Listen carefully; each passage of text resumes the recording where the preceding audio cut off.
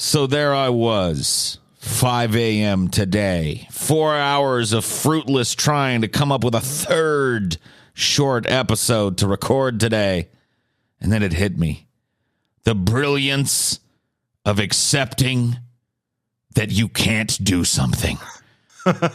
It frees you to do whatever you want.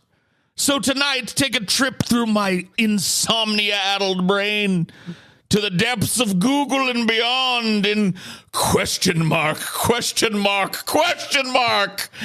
episode.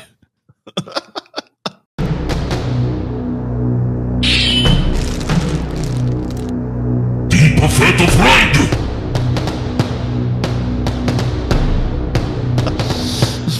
I think we should just call it that. Honestly. Yeah, the episode just be 3 question marks. I think it should be question mark, a colon, and then it just says the episode. I don't know. So yeah, like the whole thing with this episode, because I was like, maybe I'll do an episode on this, and I even started on like 4 or 5 little concepts, like General Custer, and I was just like, man, what am I doing?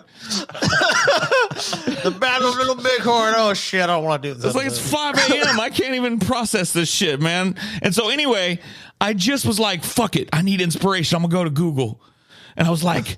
So I typed 3 things, and then the whole episode is structured around those 3 search phrases. So the first one I typed in was the best kept secret in the world. And I will search number 1. I will admit to you that I had to scroll a while to get like something that wasn't like an ad or some lingerie or something. But the first thing I found that wasn't like a total ad. So I guess it must be the best kept secret in the world, according to Google, is the identity of the man in the iron mask. Yeah, there you go. It's DiCaprio. I know. Leo. That's the stupid thing. Is like I just want to shake Google and be like, it's Leo. It's Leo, man. Come on. Look at him. It's him. No, he was the prisoner of Louis XIV of France, arrested either 1669 or 1670, and I think that's actually is that Louis the Fourth? That is Louis the Fourth. That's Louis the 14th. 14th. Yep. Okay, I was right. Okay, I was just making sure. I sometimes get my Roman numerals fucked. I don't even know why we still fuck with that shit. I don't either. We have regular numerals now. We don't need that shit anymore. I totally agree. So he was held until his eventual death in 1703. He was in prison at various locations, including sometime at the Bastille.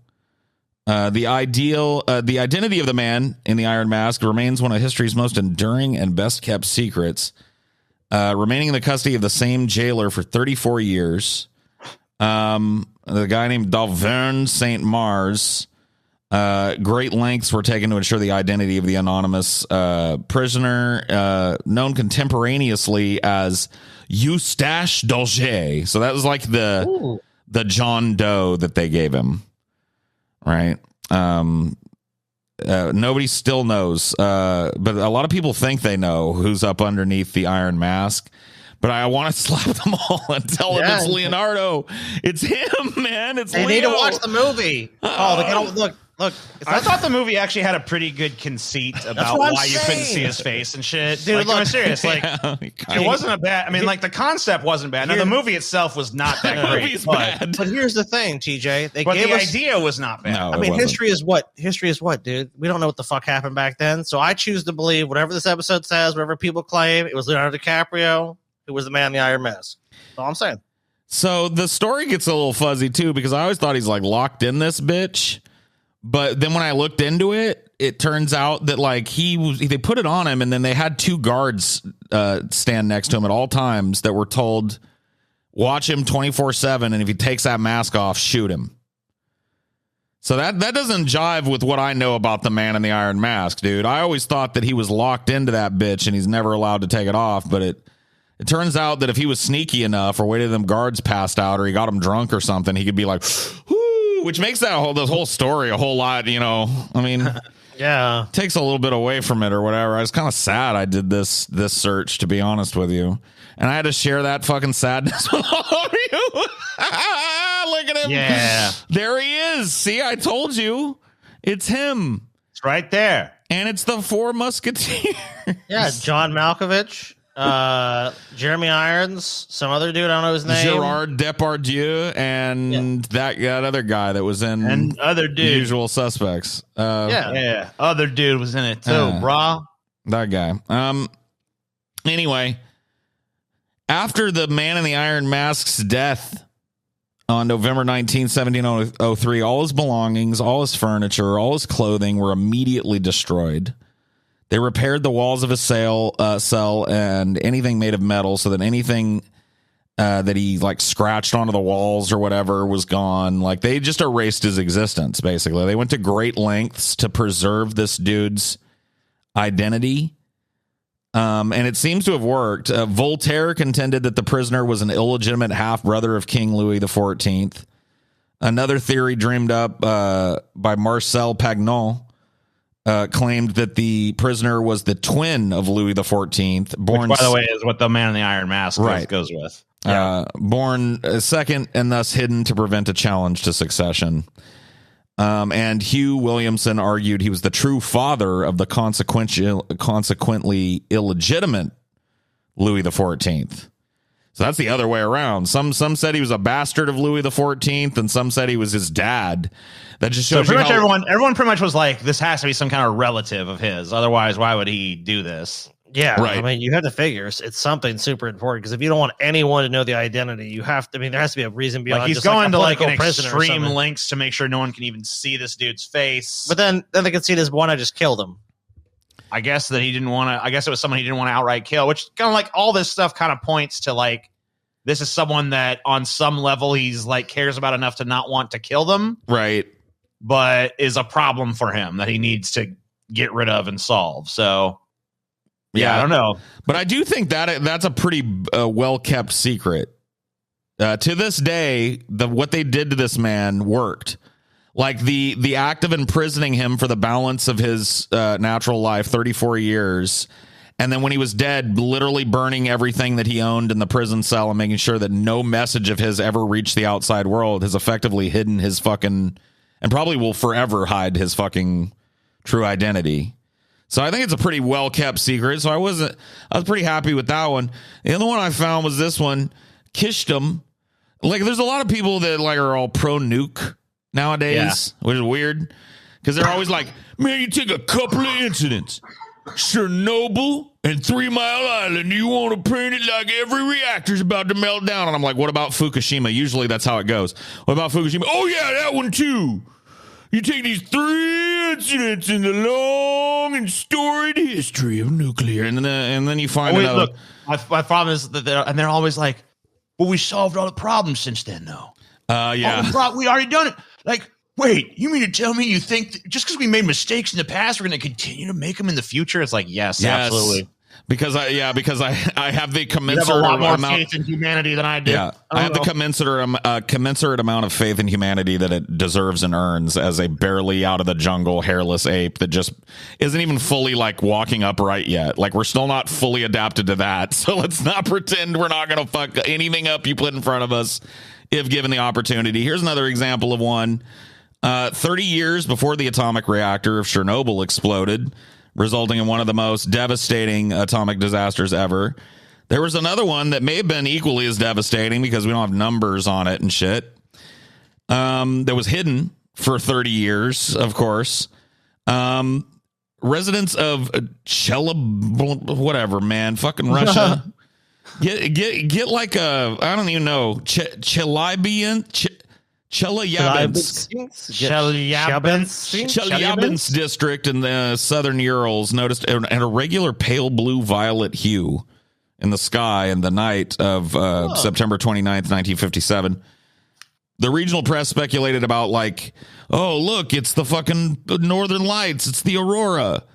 And it came way south. Yay. But however, within a few days, peasants were forced to like leave their homes, plow their fields under, bury their crops. More than 20 villages with a population of over 11,000 people were extracted and completely demolished. And this is just the numbers that have been released by the Russian government, who, as you may or may not know, is, like our government, not really notorious about releasing the truth about what happened in any incident to anybody. Sure. So if they're willing to admit they did this to 11,000 people, it was probably more like several 100,000 people lost their homes and were, hurt by this. It spread hot particles, otherwise known as nuclear fallout, over 52,000 square kilometers. That's 20,000 square miles. We know that it displaced at least 270,000 people. Because Ozyorsk Mayak, then Churbalinsk 40, then Churbalinsk 65, was not marked on maps. The disaster was named after Kyshtym, which was the nearest town. But I'd never heard of this shit, so it was a pretty good, well-kept secret. Pretty well-kept secret, yeah. But then I got to look at a little bit more, and Google threw me another fucking curveball, and it was like, hey, Paul, where's Genghis Khan buried? And I'm like, he's in the... Wait a minute, he's over by the... You could go to his grave and I'm pretty sure if you go to the Mongolian mountains, that motherfucker, no, he's nowhere. Nobody knows where Genghis Khan's body is at. He's basically the daddy of the world. If you live in the world, there's like a 98% chance that you have some kind of DNA that came straight from him, dude. And if you don't live in the world, can I move in with you? Yeah, please. I live in the hollow earth myself, yeah. Dude, I don't know if it's that many people, but an absurd amount of people are related to this guy who was a notorious fucker, I guess. Yeah, he liked to fuck. He liked to go raw dog too. I mean, it's Genghis Khan, dude. Come on, that's true. He's not going to he's not going to wrap it up. Yeah, he's not going to do what lambskin. He's not going to have a lambskin on his dick, dude. He's not going to sully his Khan penis with a fucking lambskin, dude. No way. 1 in 200 men are direct descendants of Genghis Khan. 0.5% of the population. Direct descendants now. That's not like you got a little Genghis Khan. Like, you are a direct lineal connection to Genghis Khan. That is fucking crazy, man. He did a lot of fucking. That is a prolific. That guy fucks like 20 times. I mean, he was horny, dude. When he's not killing or eating, he's fucking. Okay, and he had horny kids too. Because if he would have had a bunch of kids, but they hadn't have been as prolific, it wouldn't be that way either. But they all carried along his horny tradition and fucked a lot. Because there's tons of us out there that are related to him. Did you guys find out if you had Genghis Khan when you did your 23andMe or whatever? I don't think mine told me either. Dude, I'm pretty sure I'm directly related to him, TJ. You're not. Somehow it skipped me. Huh? Yeah, it skipped you. Just the weak blood you have there, TJ. Damn. Sorry, man. Brutal. So you're big, but you're weak. I don't know how true this is, but the lengths that the story says that they went to keep his gravesite a secret are pretty metal. Yeah. So approximately 800 fighters are said to have slaughtered the 2,000 people who were allowed to attend his memorial service. And then they themselves had to be dispatched to a place and be executed. So let me say that again. 2,000 people were allowed to attend the funeral, and 800 soldiers were there. And at the end of the funeral, they killed everybody at the funeral. And then those soldiers were like, job well done, and went back to their barracks. And then the barracks was under orders to kill them. So that literally nobody knows at that point, right? You just fucked it over. I'll tell you what, not everyone was killed though. According to the legend, not everyone was killed. Well, there are legends that people escaped and blah, blah, blah. And there are people that know the true tomb, whatever, but I didn't I'm talking about the camel, dude. Oh, the camel. Yeah. Yeah, you're right. The camel. So most experts believe he was buried somewhere near his birthplace in northeastern Mongolia, and that his relatives may have just been buried there as well. But that's probably bullshit, because that's pretty much all the info they have. They were like, oh, yeah, he was from over there, and some of his relatives are probably over there, so that's probably where he's at, too. But nobody's ever found his grave. And he was like, dude, he had a lot of riches and shit. And so there was a good chance that, any tomb of his would have been pretty fucking packed to the gills with gold. And nobody's ever found it. So that's a pretty well-kept secret. But then I noticed that topic was starting to fucking run out of steam like a little robot running out of gas. Plug my in, go. It was 6 a.m. by this point. I had to think fast. So I Googled something else. I Googled the dumbest fuck ever. Oh, you skipped all my shit, TJ. Well, I skipped because I had pictures of the Buddha, and I had pictures of not Buddha. I had pictures of Genghis Khan and everything. You skipped them all. Well, you said you skipped because you skipped past the Genghis Khan cooled the earth section and went right to the dumbest fuck ever. So I had to skip the Well, pictures. I'm trying to move things along, TJ. My mind was a little... Oh, by the way, did you know Genghis Khan cooled the earth? He did. If you're interested in that, you can look it up. Last night I was interested in it, but today I couldn't be less interested in it. Paul's like, move on past that shit. So unlike the first one, I was immediately satisfied with this because I was all like on the first page there after the ads and stuff and porn. There was like a big list of shit that Trump did. And I started to read it and I was like, oh, fuck, I didn't even remember that. And so this section is basically a terrible section. This is a terrible section of the show, Paul. I don't know why we pulled this section. You must have been bleary eyed. You must have been out of your mind, Paul. Look, Paul. I thought you were my friend. Disappointed you, Paul. I'm telling you, this one, like I thought I kept pretty good tabs because I was pretty much like I wasn't a fan of Donald Trump, but I was a fan of his antics, you know. Yeah. And each one of these, I swear to God, I just put out of my mind or never heard about. So, do you guys remember the Michigan Man of the Year goof? No. So, yeah. So, check this out. November 6, 2016, at a speech in Grand Rapids, Michigan, Trump says that he was once named Michigan Man of the Year. True. A claim that he goes on to repeat numerous times throughout his whole presidency, actually. In 2019, CNN's Daniel Dale reports that Trump may have been referring to an invitation he received to give a speech in Michigan at something called the Oakland County Lincoln Day Dinner all the way back in 2013. No award was ever presented at the dinner. No organization in Michigan has ever given Trump a Man of the Year award. Fake news. It's terrible.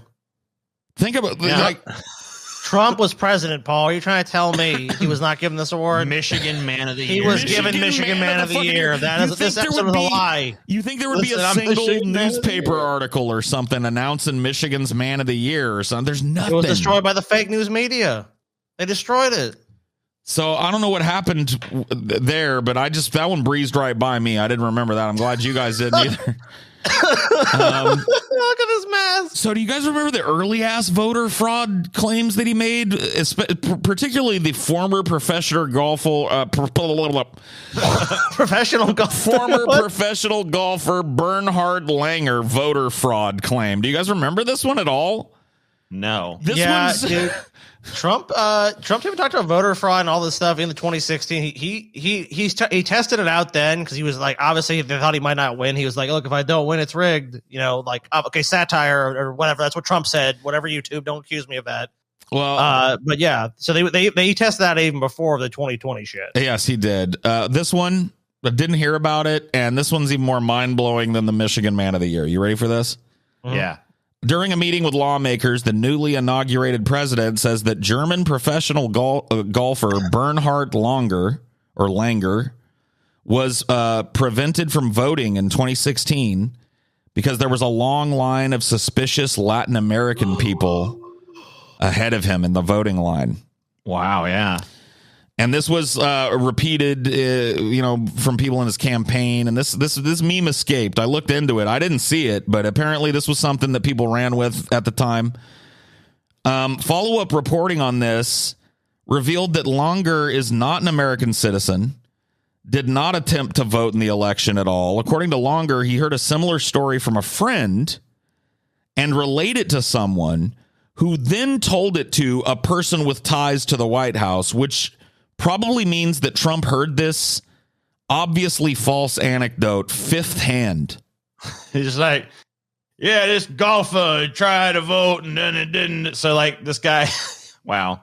He's not even a citizen. He's not even an American citizen. To vote. He would be voter fraud if he tried. He was like a legal resident during the American part of the PGA Tour or something. And Trump was just like, oh yeah, did you hear? Because he knows about golf. Did you hear Bernhard Langer didn't even vote?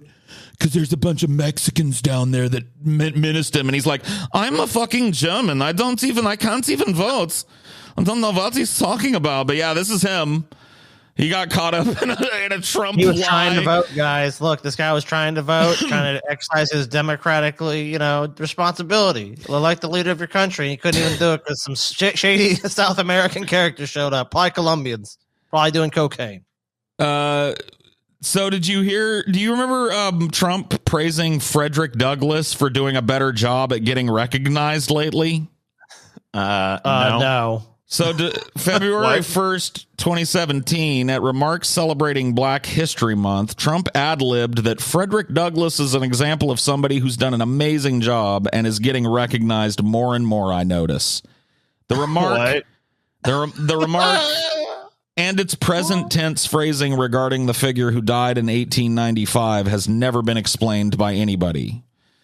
So Trump has no idea who Frederick Douglass was, and he's just he probably thought he was like, oh, he's doing a tremendous job. Everybody loves him. He's doing a good job lately. That's exactly what it was. In his prep, they probably said Frederick Douglass. And in his mind, he was like, oh yeah, he's some black athlete or something. Yeah, Frederick Douglass is amazing, and people are starting to notice Frederick Douglass. His name is getting out there, so good on him. There's actually a video of this if you want to look.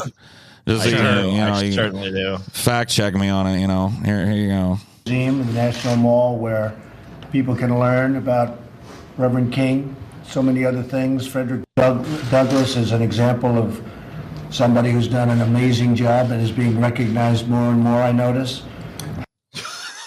Yeah, even contextually, it's clear he thinks Frederick Douglass is someone who's alive. Somebody who's alive, yeah. He might think he's in the room right now. He's like, Frederick Douglass. You can forgive him. He's an old man, and the guy's only been dead since 1895, before his great grandfather was born. So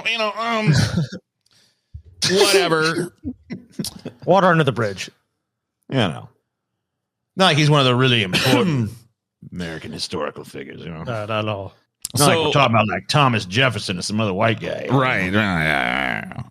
So what about this one? Do you guys remember the U.S. aircraft carrier that Trump declared was a deterrent to North Korea is next seen sailing in the opposite direction away from North Korea and ends up about as far from North Korea as possible? So this was, I didn't even remember this. I don't remember that. Yeah, this is Rocket Man. That's my friend Rocket Man.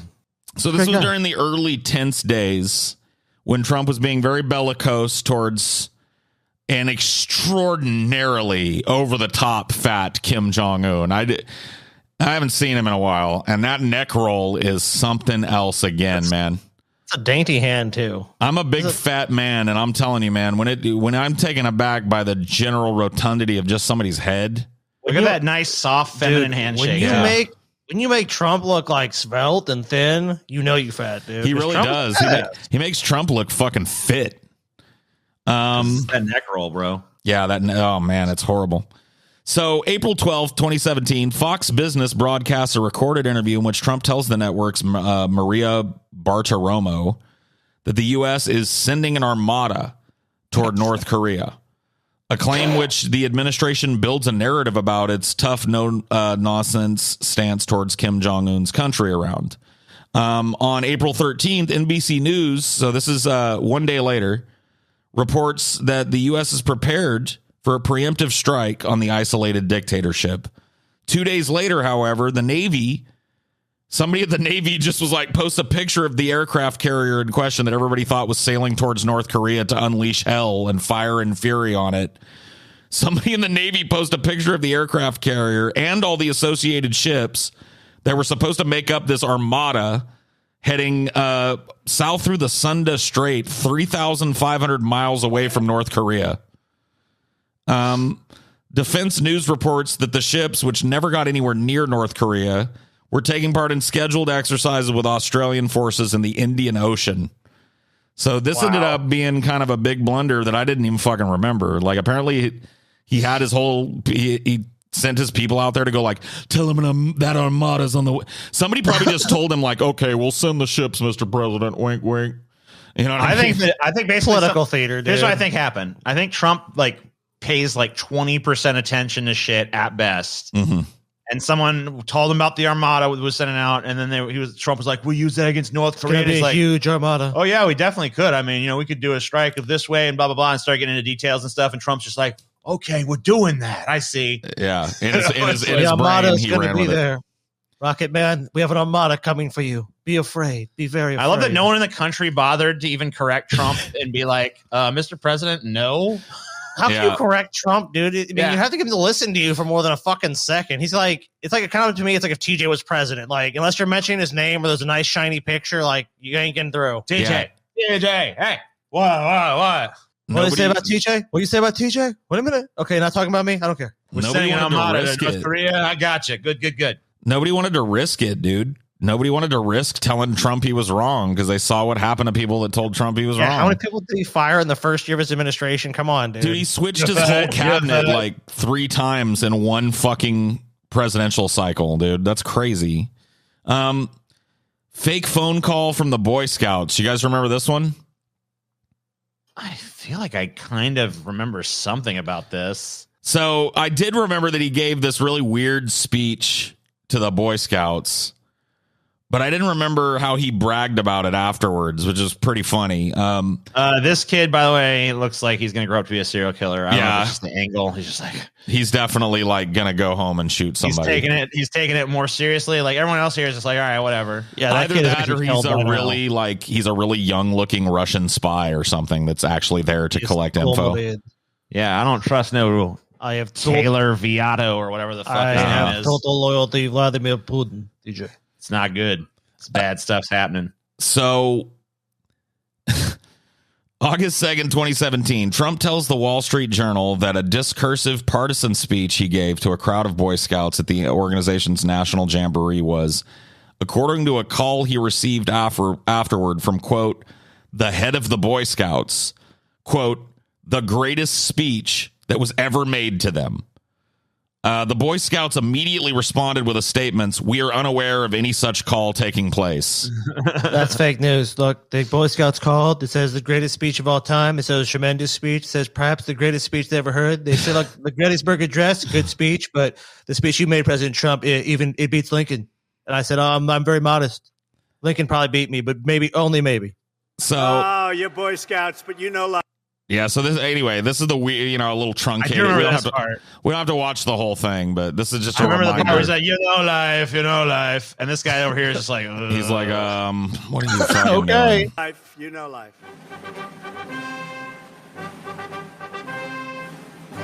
19 TJ, you might not want to play this music. This music could very well be copyrighted, just so you know. I mean, who knows? I just pulled it so you could remind yourself of this. I will tell you that. By the way, what do you think the chances are that this incredible, massive crowd, record-setting, is going to be shown on television tonight? 1% or 0? President Trump spoke before a small crowd of Boy Scouts today. That is some crowd.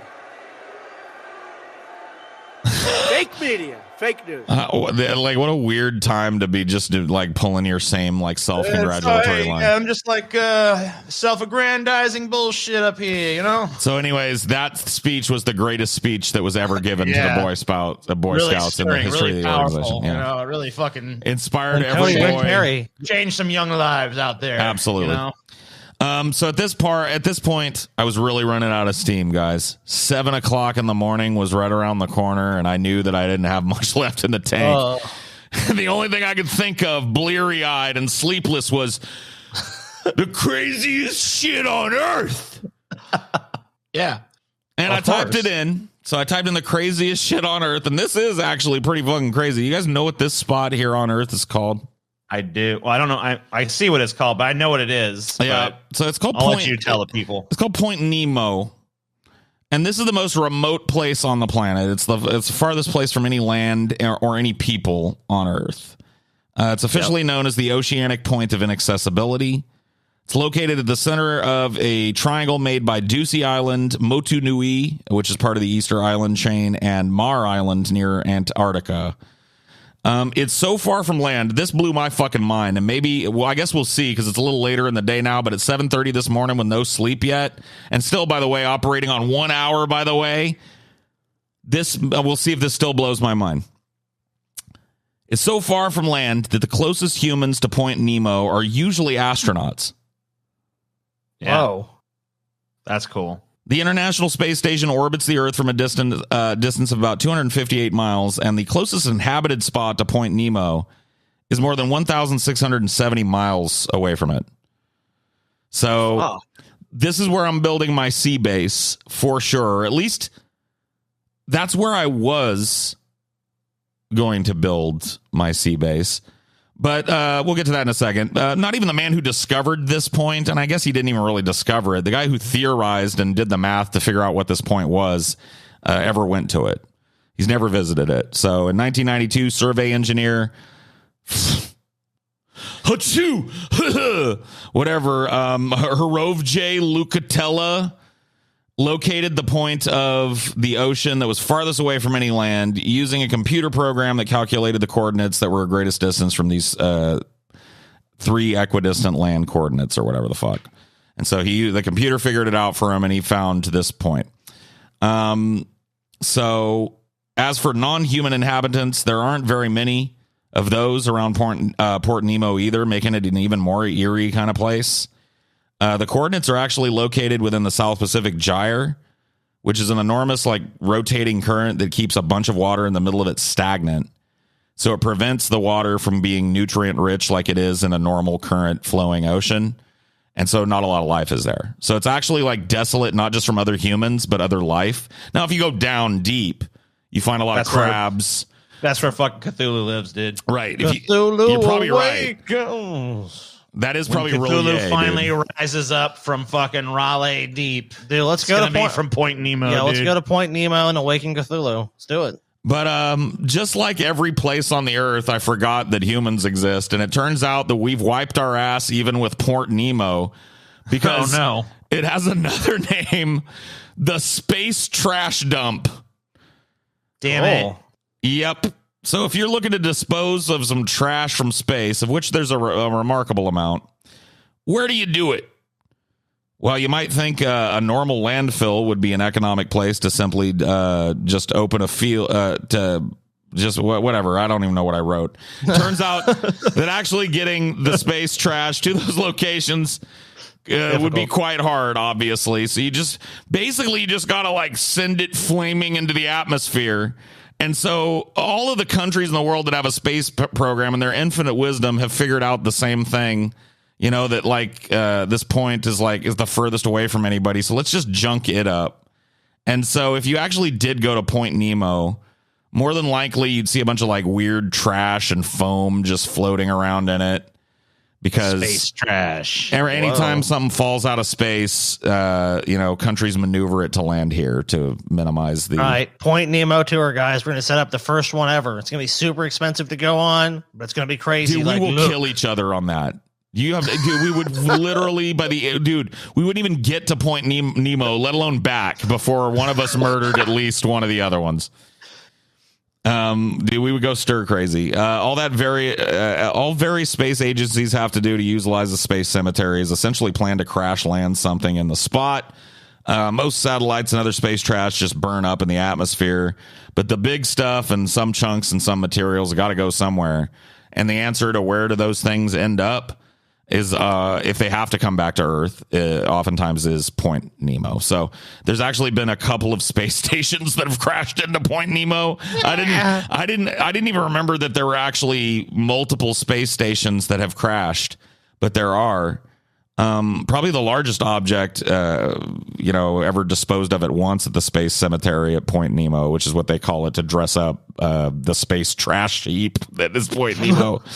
Was the Russian space station Mir, which I'm going to admit something that's very fucking embarrassing. I thought that bitch was still up there, man. I forgot Mir. Oh, shit. You thought Mir was still up there? I was like, Mir. I thought Mir was crashed. What? Man, it took being reminded by Google that motherfucker crashed back in 2001, man. That was just ancient lore to me. I forgot it. But yeah, Mir ended up at Point Nemo. And then I didn't even know this. The Chinese had a failed fucking space station too, called Tiangong-1. It was the first Chinese space station. They launched it in 2011. It was 8.5 tons. They lost control of the station roughly 4 years later. And after trying everything they could to regain control of the station, they did everything they could to just crash it into Point Nemo. So, like, literally every country has littered this the most remote, pristine, untouched piece of land on the planet with all our space Well, it's not land, but yeah. Well, I mean, whatever. In the future, it will be because we could build floating cities. Haven't you ever seen Waterworld? Oh, yeah. CJ, it's going to be a freaking the space graveyard city. Maybe those people in Waterworld, maybe the Earth wasn't flooded. Maybe they're just like idiots whose city drifted to Point Nemo, and they're like, the Earth is all water. That'd be quite a twist. Except that kid who's like got the route to dry land on their back. Yeah, that's true.